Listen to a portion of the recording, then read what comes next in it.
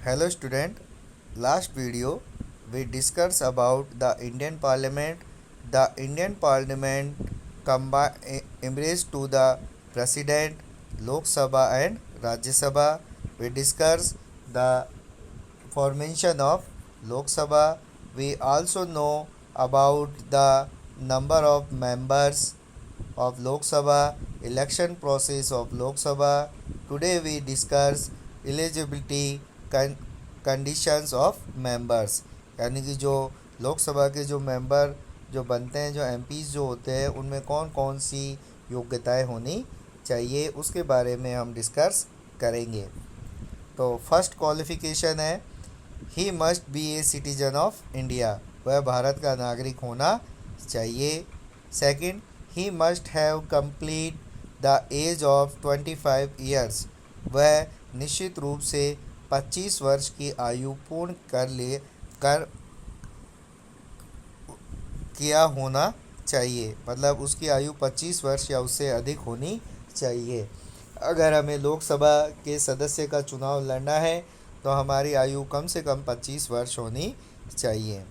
He should not hold any office of profit under the government of India और any state government, यानी कि जो व्यक्ति लोकसभा सदस्य का चुनाव लड़ना चाहता है वो किसी सरकारी पद या लाभ के पद पर कार्यरत नहीं होना चाहिए, ना तो भारत सरकार में और ना ही केंद्र सरकार राज्य सरकार में।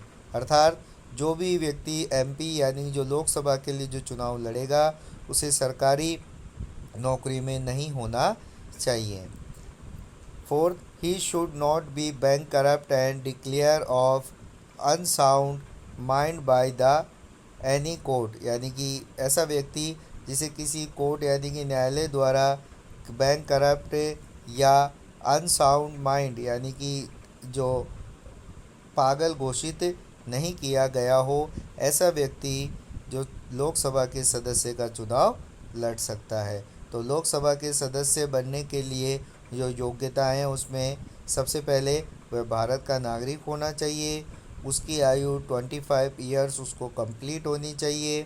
थर्ड, वो किसी जो लाभ के पद पर यानी कि जो किसी सरकारी नौकरी में नहीं होना चाहिए, और साथ ही साथ किसी कोर्ट यानी कि जो न्यायालय द्वारा उसे बैंक करप्ट या अनसाउंड माइंड यानी कि पागल घोषित नहीं होना चाहिए। ये सभी योग्यताएं किसी भी जो लोकसभा मेंबर यानी कि लोकसभा का सदस्य बनने के लिए आवश्यक होती है। Term of office of Lok Sabha, यानी कि लोकसभा का कार्यकाल कितना होता है। The term of Lok Sabha is 5 years, Lok Sabha का कार्यकाल 5 वर्ष का होता है। On the advice of prime minister the president can dissolve Lok Sabha prematurely, यानी कि अगर जो प्रेसिडेंट जो है राष्ट्रपति है वो प्रधानमंत्री की सलाह पर इससे पहले भी लोकसभा को भंग कर सकता है। It has been happen 9 times so far, Bharat में अब तक 9 बार ऐसा हो चुका है कि जो लोकसभा है उसे उसके निश्चित काल जो 5 वर्ष का होता है उससे पहले भी भंग किया जा चुका है। Fifth is session, the session of Lok Sabha and Rajya Sabha are convened and prorogated by the president. However, the rule in this regard is that there should be no gap for more than 6 months between two sessions. जो sessions होते हैं, जो सत्र होते हैं लोकसभा और राज्यसभा के, उनको राष्ट्रपति के द्वारा आहूत यानी कि राष्ट्रपति के द्वारा बुलाया जाता है, और जो ये सेशंस होते हैं उनके बीच में 6 महीने से 2 सेशंस के बीच में 2 सत्रों के बीच में जो 6 महीने से अधिक का गैप यानी कि अंतराल नहीं होना चाहिए। ऑफिस बैरियर ऑफ लोकसभा, यानी कि लोकसभा के जो पदाधिकारी है उनके बारे में पढ़ेंगे। According to the article 93 the constitution, Lok Sabha will elect a speaker and deputy speaker from amongst the members, यानी कि जो भारत का जो संविधान है उसके अनुच्छेद 93 के अकॉर्डिंग जो लोकसभा में एक स्पीकर और एक डिप्टी स्पीकर होता है जिसका चुनाव जो मेंबर्स होते हैं, लोकसभा के मेंबर्स होते हैं, वो अपने में से करते हैं।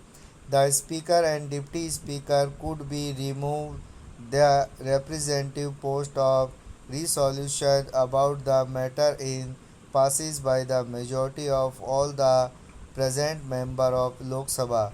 लोकसभा के जो स्पीकर और डिप्टी स्पीकर है उसे उनके पद से भी जो लोकसभा के जो सदस्य हैं उनके द्वारा हटाया जा सकता है। Lok Sabha but is the mandatory or to give the minimum 14 days notice of intention of move this kind of resolution on the लोक सभा, परंतु इस तरीके का कोई प्रस्ताव लाने के 14 दिन पूर्व जो सूचना देनी पड़ती है, यानी कि अगर स्पीकर या डिप्टी स्पीकर को उसके पद से हटाना है तो 14 दिन पहले उन्हें सूचित किया जाता है। The speaker and the deputy speaker will get the deserve salary and allowances demanded by the constitution. Lok Sabha और के जो स्पीकर और जो डिप्टी स्पीकर है उसे कॉन्स्टिट्यूशन यानी संविधान के अनुसार सैलरी यानी कि वेतन दिया जाता है।